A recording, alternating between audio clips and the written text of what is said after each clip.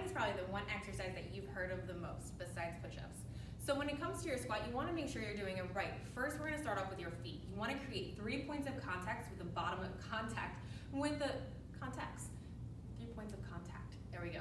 With your feet. So that's going to be the base of your heel, the base of your big toe, and the base of your pinky toe. So those 3 points are going to be down to the ground. You're going to start by setting your feet up wider than shoulder width. From here, you're going to turn your toes out about 5 to 7 degrees, not too much. Just about 5 to 7, and that's it. That's going to be a little bit more of a natural rotation that most of us have in our pelvis. You might need to make some adjustments for you. From here, you're going to create torque. So what we're going to do is we're going to think about the middle of our kneecaps facing our third toe.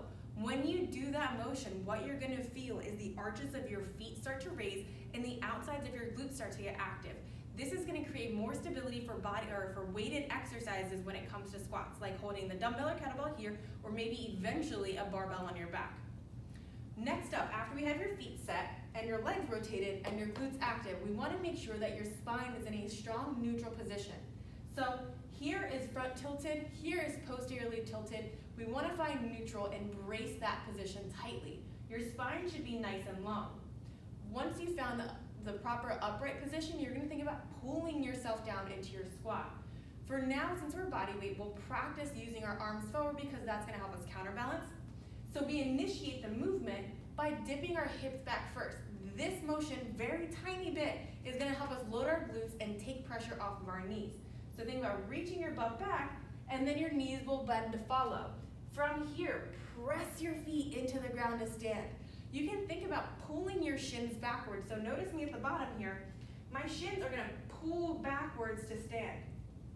But we also want to think about standing up tall. That way you can feel your glutes engaged. So again, we're going to think about pulling yourself down into your squat, pushing down into the ground to stand.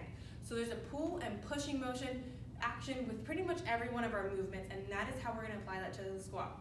Eventually, you're going to learn how to do a stability breath, and that is what you'll use to create more stability when you're doing exercise like your squats, especially when you're doing it loaded, like I mentioned before, with a barbell, kettlebell, dumbbell, or anything in between. Alrighty, so if you have any questions about that, let me know. Replay this video and watch it again and do the motions with me, setting up your feet, your knees, your hips, your trunk, pulling down, pushing up.